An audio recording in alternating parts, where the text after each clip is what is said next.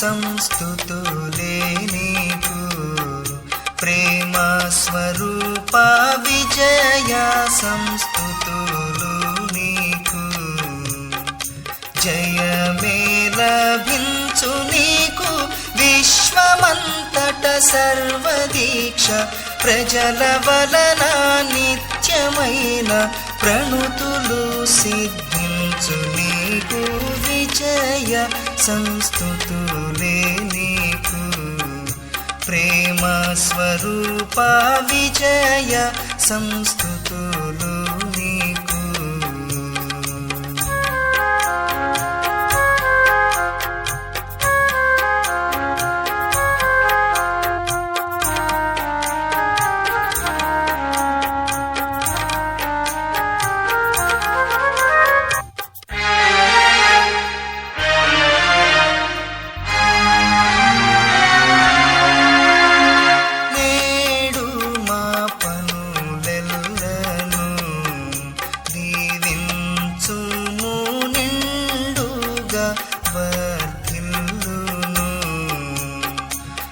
చూడవచ్చిన వారికి బహు శుభకరంబుగనుండునటుల కీడు బాపుచు మేళ్లను సమకూడ చేసిన నీకే కీర్తి విజయ సంస్తుతులే నీకు ప్రేమ స్వరూప విజయ సంస్తుతులు నీకు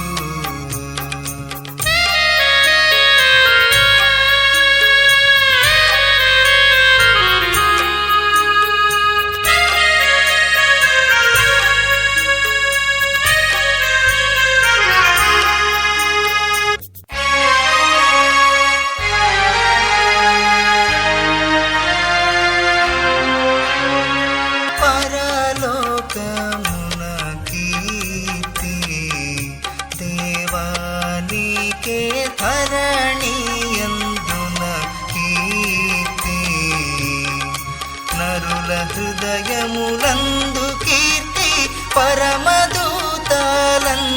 కీర్తి జరుగు కార్యములందు కీర్తి జరుగని పనులందు కీర్తి విజయ సంస్తుతులే నీకు ప్రేమ స్వరూప విజయ సంస్తుతులు నీకు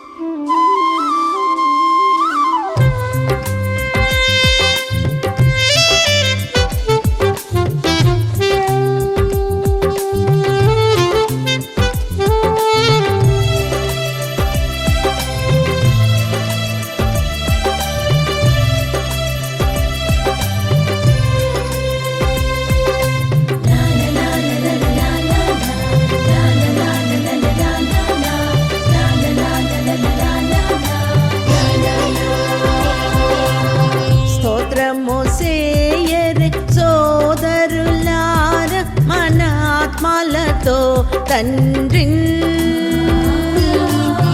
ధాత్రిని మన పరమాత్మని వాక్కులు స్తోత్రములో కలిపి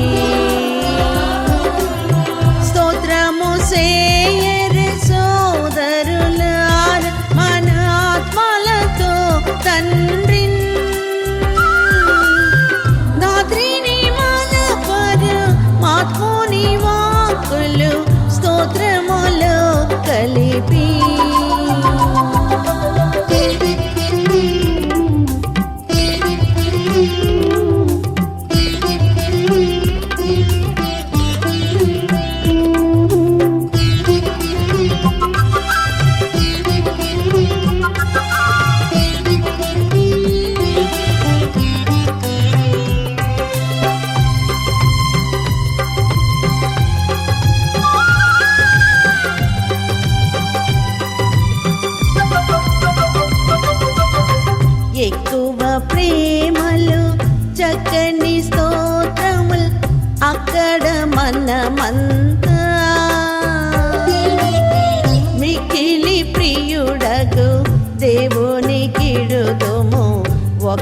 మనసుతోను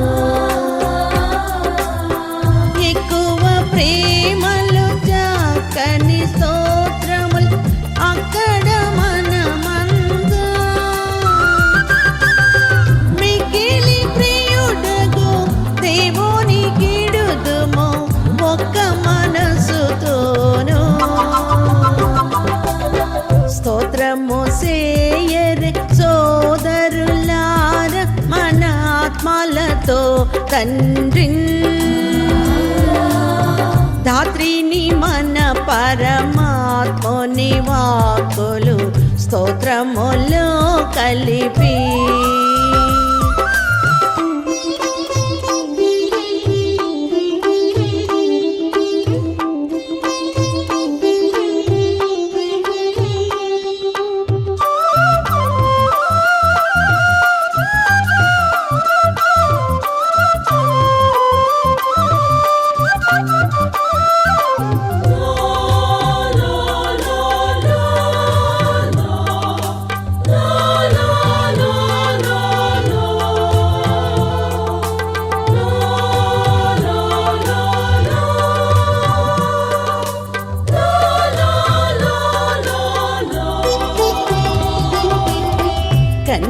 కన్నీరుండదు చావు కష్టముల్ ఎన్నటి కుండవుగా కన్నను మన శృంగారపు బ్రతుకు లెన్నదరముగాదే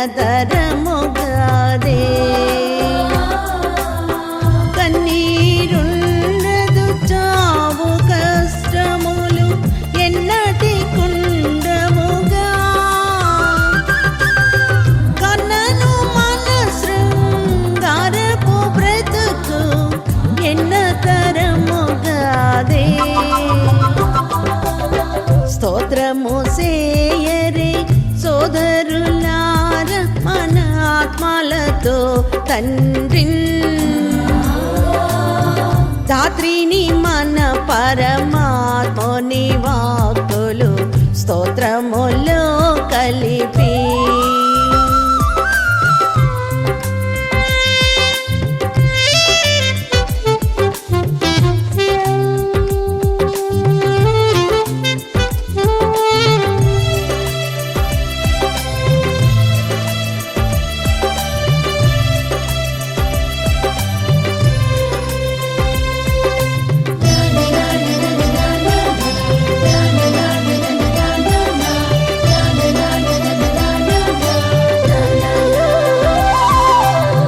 వాగును వీణలు సాగును పాటలు సతతముగా నచట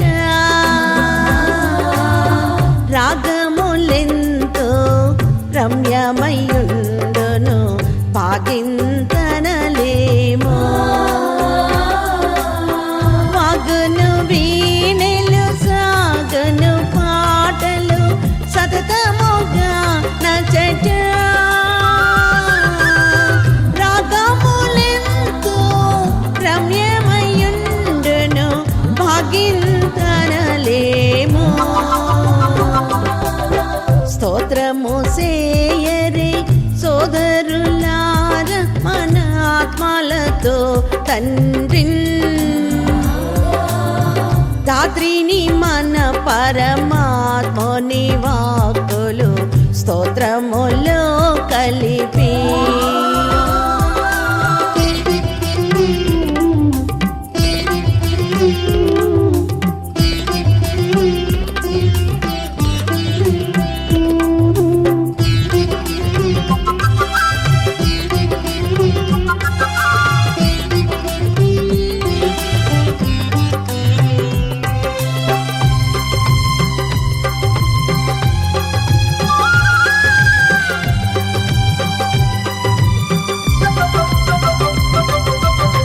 పరమ తండ్రితో ప్రభు యేసునితో పరిశుద్ధాత్మనితో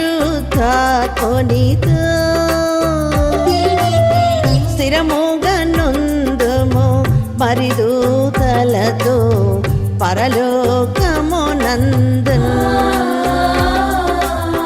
పరమ తండ్రితో ప్రభు యేసు పరిశుద్ధాత్మనితో స్థిరముగానుందుము మరి దూతలతో పరలోకమునందున్ స్తోత్రము సేయరే సోదరులార మన ఆత్మలతో తండ్రిన్ రాత్రిని మన పరమాత్మని వాక్కులు స్తోత్రములో కలిపి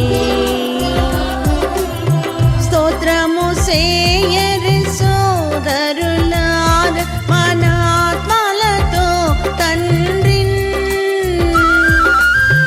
రాత్రిని మన పరమాత్మని వాక్కులు స్తోత్రములో కలిపి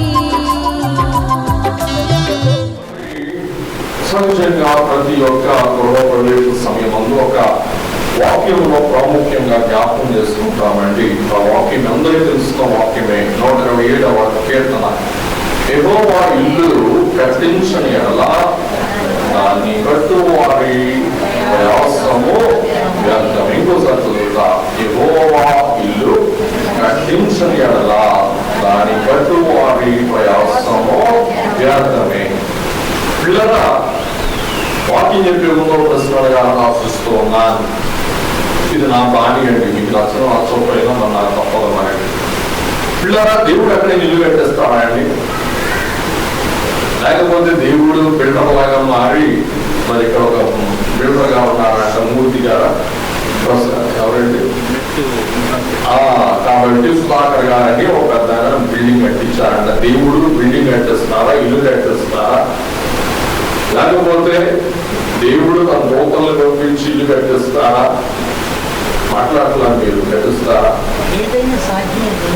పిల్లరా, ఈ కీర్తనకారుడు యాత్ర కీర్తన మరి రచించిన యాత్రికులు సొలొమోను అని మనం చూస్తూ మనం వింటూ ఉన్నాం. కాబట్టి ఈ కీర్తన ఎవరిదంటండి? పైన కనపడుతున్న మీకు అక్షరాలు సొలొమోనుది. సొలొమోను ఏమన్నా పిచ్చోడా? దీంతో కూడా పిల్లల మహాజ్ఞాన సంపన్నుడు. దేవుడు అంటాడు, నీకు నేను అనుగ్రహించు జ్ఞానమంతటి జ్ఞానము నీ ముందున్న వారికైనా నీ సమానులైనా నీ తర్వాత వారికైనా ఎవరికి ఉండదు అంట. అంతటి జ్ఞాని సెలవిస్తున్న మాట ఏమైనది అంటే, యెహోవా ఇల్లు కట్టించని ఎడల దాని కట్టువారి ప్రయాసము వ్యర్థము. పిల్లరా, మనము ప్రయాసపడతాం కాదనట్లా. మన ప్రయాసతో ఏమి తోడవ్వాలా? దేవుని యొక్క కృప, దేవుని యొక్క వాత్సల్యము, దేవుని యొక్క అనుమతి తోడై ఉన్నప్పుడే మనము కట్టే గృహ కార్యము మనము సఫలీకృతులను చేసుకునగలమని గ్రహిస్తూ ఉన్నా. మరి ఒక చిన్న వింత మీకు చెప్పాలని ఆశిస్తూ ఉన్నా.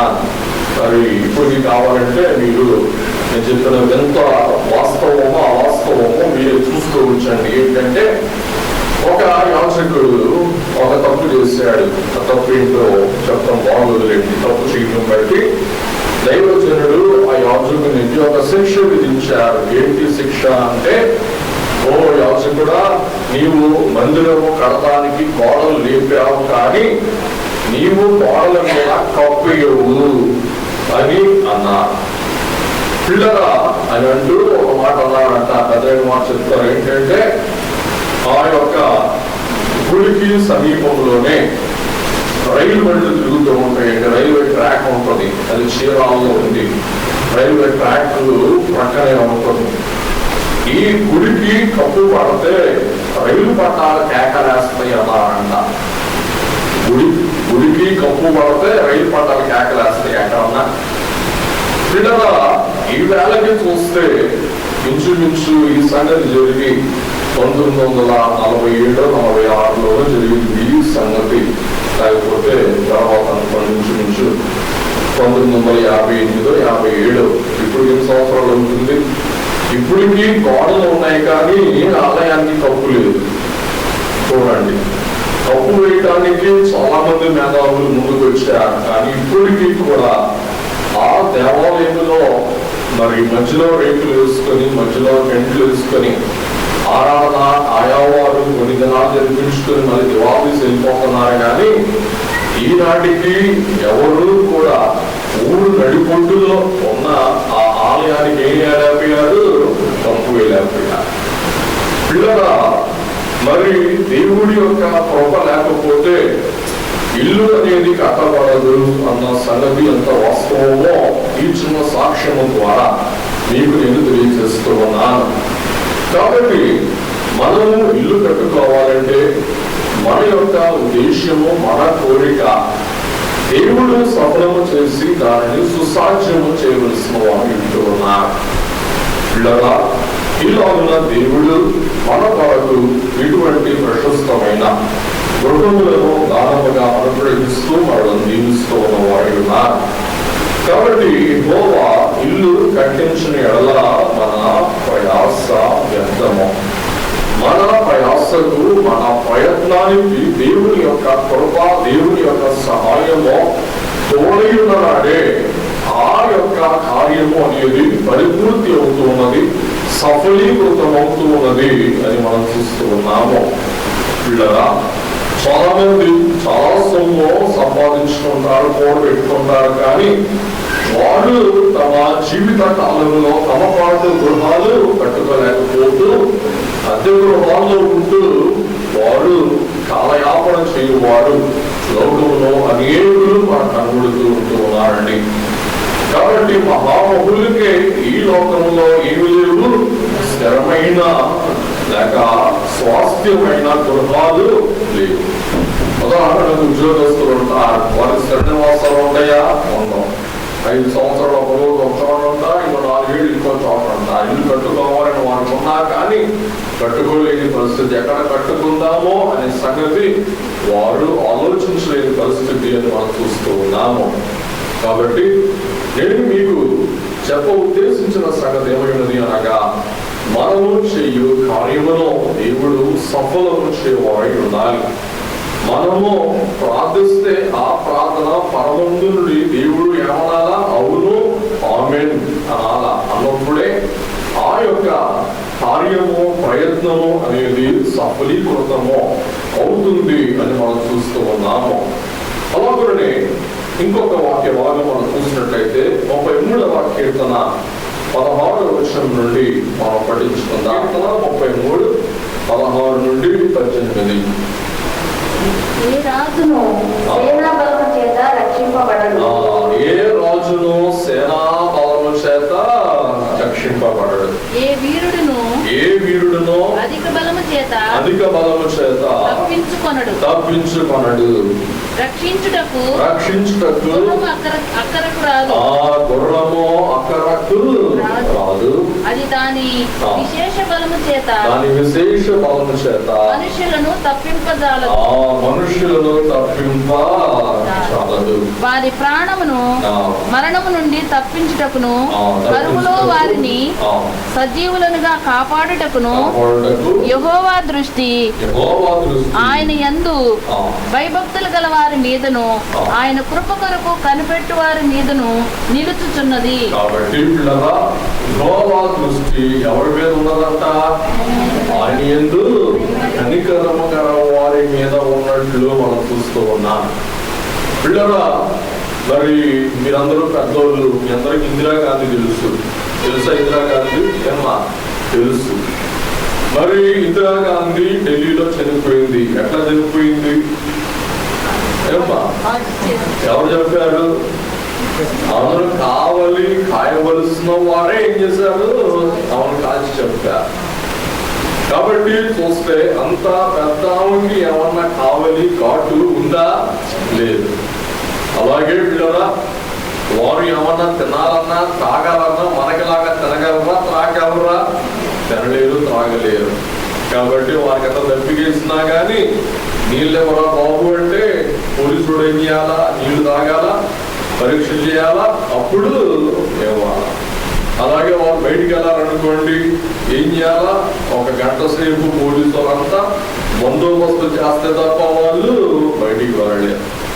అలాగే పిల్లరా, ఏ రాజు తన సేనా బలము చేత రక్షింపబడలేడు. అలాగనే సహాయమునకు గుర్రము మనకు మరి సహాయానికి రాలేదు, అక్కరకి రాలేదు. పిల్లరా, కడకు కాపాడవలసిన వారు, భద్రపరచవలసిన వారు, మనకు సహాయం చేయవలసిన వారు ఎవరైనా చెప్పండి, దేవుడే అయ్యున్నారు.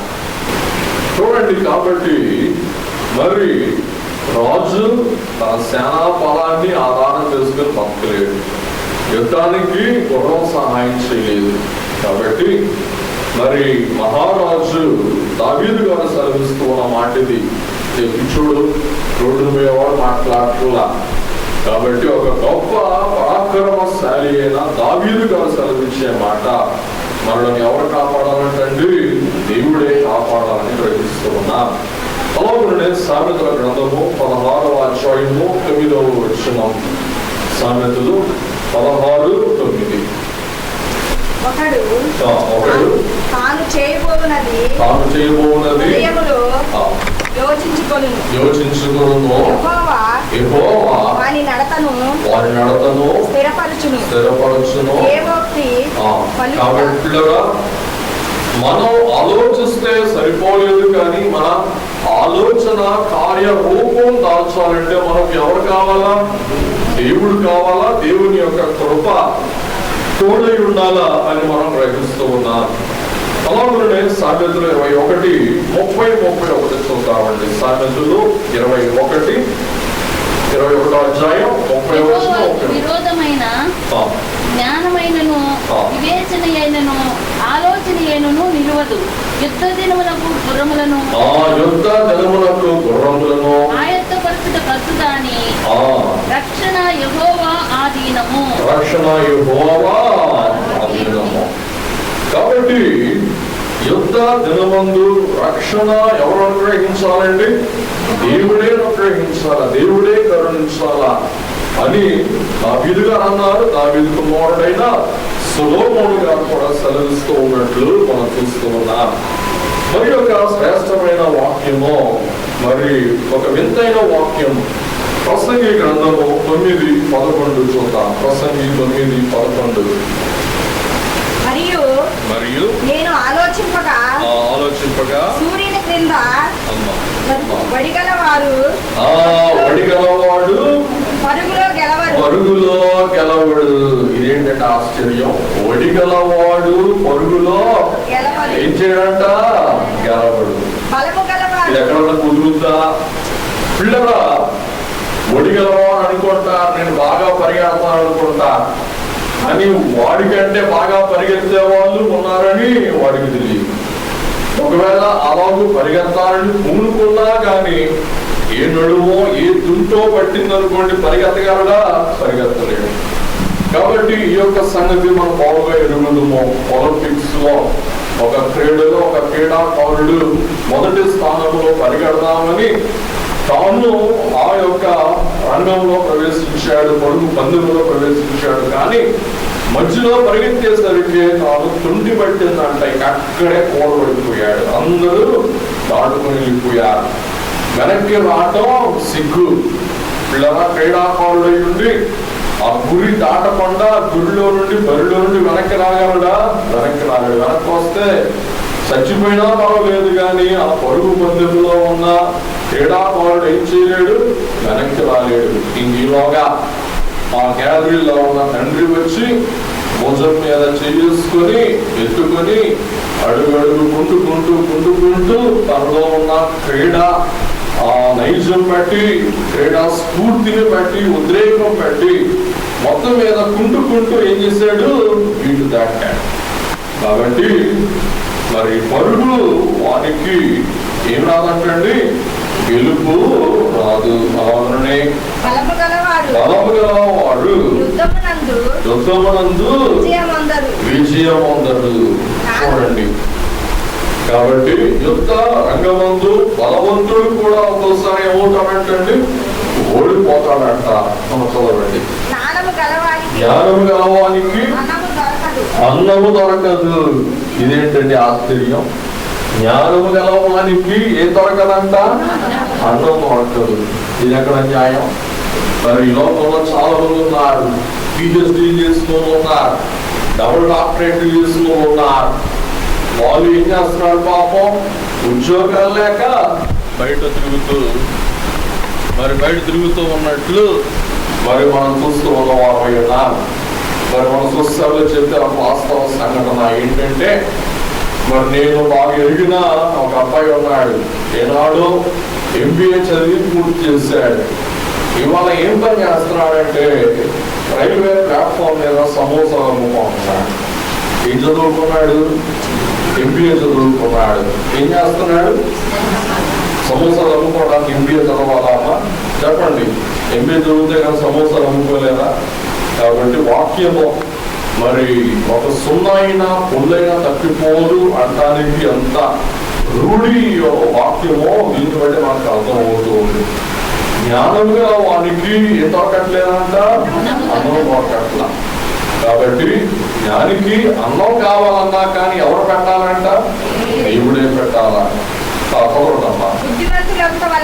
బుద్ధిమంతులు అవటం వలన ఐశ్వర్యము కలుగదు. తెలివి గలవారికి అనుగ్రహము దొరకదు. ఇవన్నీ అదృష్టవశము చేతనే కాలవశము చేతనే అందరికీ కలుగుచున్నది. కాబట్టి కదా మరో సులభం అంటారు, అదృష్టము కాలవశము అంటారు. దీనితో పాటు భిన్నైనది ఏమైనా చెప్పండి, దేవుని కృపా కనికరము అని మనం గ్రహింపగలుగుతున్నా. కాబట్టి దేవుడు అలాగనే మరి దేవుని యొక్క కృప, ఆయన కరుణ మనలను బలపరిచేది, నడిపించేది అయ్యుంటూ ఉన్నట్లు మనం గ్రహిస్తూ ఉన్నాం. అలాగే ఇందాక దేవతారం గారు వాక్యం చదివారు. ద్వితీయోపదేశకాండం 6:11 మనం చూసినట్లయితే అక్కడ దేవుడు అంటారు, మీరు నింపని మంచి ద్రవ్యముల చేత నింపబడిన ఇండ్లను, మీరు త్రవ్వకపోయినను త్రవ్వబడిన బావులను, నీవు నాటని ద్రాక్ష తోటలను, ఒలీవల తోటలను నీవిచ్చిన తర్వాత. కాబట్టి దేవుడు ఇశ్రాయేలుడైన వారికి ఏమిస్తానని ప్రమాణం చేశారంటండి, నింపిన ఇండ్లు, త్రవ్వని బావులు, నాటని తోటలు, కట్టని పొరములు. కాబట్టి పిల్లరా ఇక్కడ కనుక మనం చూసినట్లయితే దేవుడు అంటాడు, మరి నింపని ఇళ్ళు, త్రవ్వని బావులు, నాటని తోటలు, కట్టని పొలాలు ఇంకా ఉన్నాయమ్మా ఇస్తారని దేవుడు ప్రమాణము చేసిన వారు ఇంటున్నారు. ఇలా ఈ ప్రమాణము నెరవేరిందా అంటే చెప్పండి, నెరవేరిందా నెరవేరలేదా? నెరవేరింది. ఎక్కడ నెరవేరింది చెప్పండి, ఎక్కడ నెరవేరింది? ఎక్కడ? కానానులో నెరవేరినట్లు చూస్తూ ఉన్నాం. ఈ నెరవేర్పు నెహెమ్యా గ్రంథము 9వ అధ్యాయము 25వ వచనములో మనం చూస్తూ ఉన్నాం. నెహెమ్యా 9:25. అప్పుడు వారు ప్రాకారములు గల పట్టణములను, చూడండి, చూస్తున్నారా? వాక్యం చూస్తున్నారా?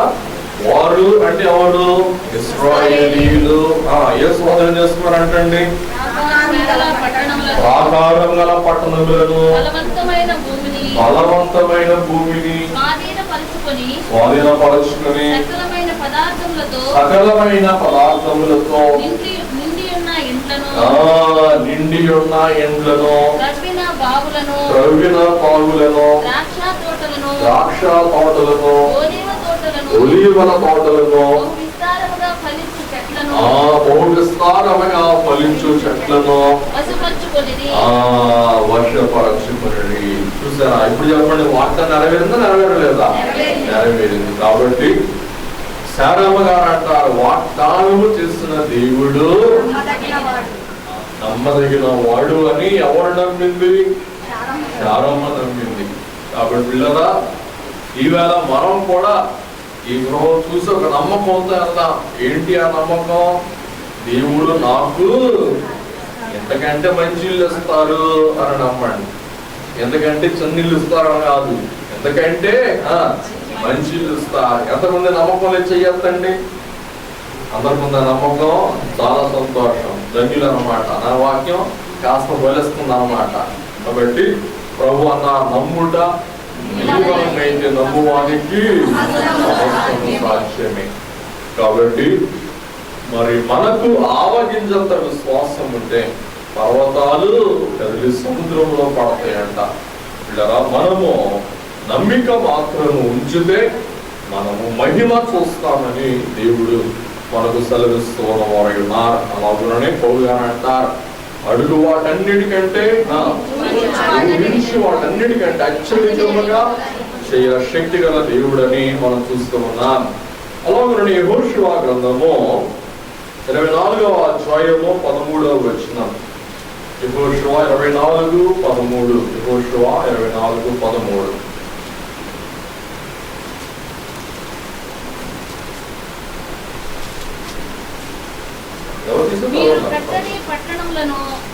మీరు కట్టని పట్టణములను మీకిచ్చి ఉన్నాను.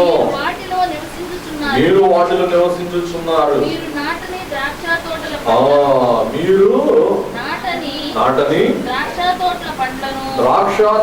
పండ్లను ఒలీవల తోటల పండ్లను తినుచున్నారు. కాబట్టి యెహోషువ గారి కాలంలో నెరవేరింది.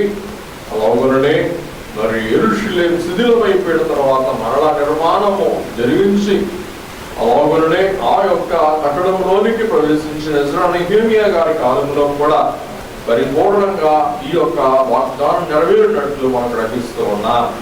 అలాగనే చివరిగా 105వ కీర్తన 44వ వచనము. 105:44. వారు తన కట్టడలను గైకొనున్నట్లును తన ధర్మశాస్త్ర విధులను ఆచరించినట్లును అన్యజనుల భూములను ఆయన వారికి అప్పగించెను. చూసారా పిల్లరా? కాబట్టి దేవుడు ఇశ్రాయేలులైన వారి కొరకు అన్యులైన వారిని పారద్రోలి ఆ యొక్క దేశమును ఆ రాజ్యమును ఏం చేశారు? వారికి అనుగ్రహించిన వారై ఉన్నట్లు మనం చూస్తూ ఉన్నాం. కాబట్టి దేవుడు అంటారు, కానానీయులను, పెరిజీయులను, హిత్తీయులను, యెబూసీయులను, మోయాబీయులను, అమ్మోనీయులను నీవు ఏం చేయాలా? ఆ దేశములో నుండి పారద్రోలాలా. కాబట్టి వారు నీకు మేకుగా ఉంటారు. అలాగనే వారు నీకు అడ్డుగా ఉంటారు, అడ్డ పండగా ఉంటారు. కాబట్టి నీవు వారి జోలి వెళ్ళద్దు. వారిని నీవేం చేయాలా? పారద్రోలా. అందుకే దేవుడు కూడా అంటూ ఉన్నారు, దేవదాసయ్య గారు అంటూ ఉన్నారు, అన్యులతో అతి ఉండకును, అది నీకెంతైనా అపాయం.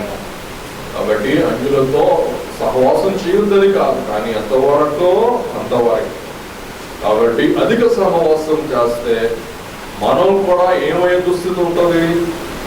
వారి వలె మారే దుస్థితి ఉంటుంది. అందుకే అంటారు, అన్యుడు సహవాసం చేస్తే వారు వీరవుతారంట, వీరు వారు అవుతారు లేదో మనకు తెలియదు. కాబట్టి పిల్లల ఈ కాలంలో క్రైస్తవ సంఘములకు అనేక రకమైన శోధనలు, ఇబ్బందులు ఎదురవుతూ ఉన్నవి. కాబట్టి మన విశ్వాసంలో స్థిరులుగా ఉండాలంటే, బలముగా ఉండాలంటే, విశ్వాస పరుగులో మనం ఏమాత్రము కూడా అలయంగా ధైర్యంగా ముందుకు సాగాలంటే మనకు వాక్య బలం కావాలా, ప్రార్థన బలం కావాలా, అలాగే బిడ్డలైన వారికి కూడా కావాలా అని మనం చూస్తూ ఉన్న వారి ఉన్నారు. కాబట్టి చాలా మంది పిల్లలు దేవాలయానికి వస్తారు, కానీ ఆయా రీతులుగా లోకముతో సహవాసం చేసి దేవునికి దూరం అయిపోతూ ఉన్నారు. అది చాలా విచారకరమైన పరిణామం అని మనం గ్రహిస్తూ ఉన్నాం.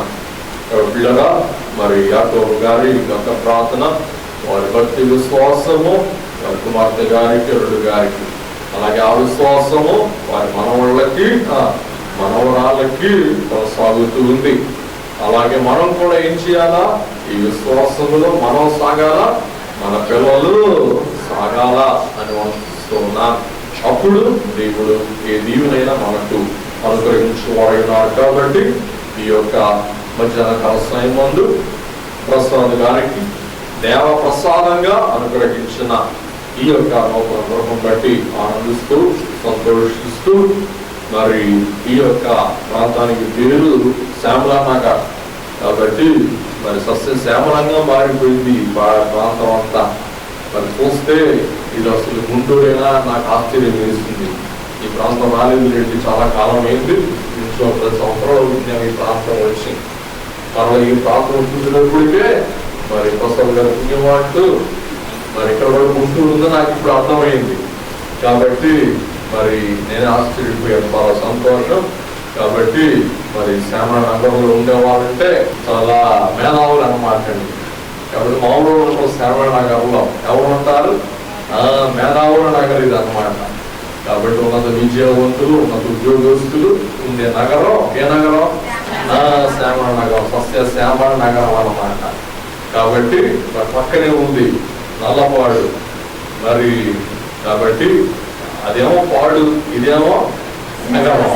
కాబట్టి ప్రసాద్ గారు ఈ యొక్క శ్యామల నగరంలో ఈ యొక్క గృహంలో మరి సుఖ సౌఖ్యములతో సంతోష సమాధానములతో వారు వారి బిడ్డలు భక్తులారని వారిని ప్రభువు నామమున దీవిస్తూ వారిని బిడ్డలైన వారు కూడా చక్కగా విశ్వాసంలో వృద్ధి చెందుతూ ఉన్నారు.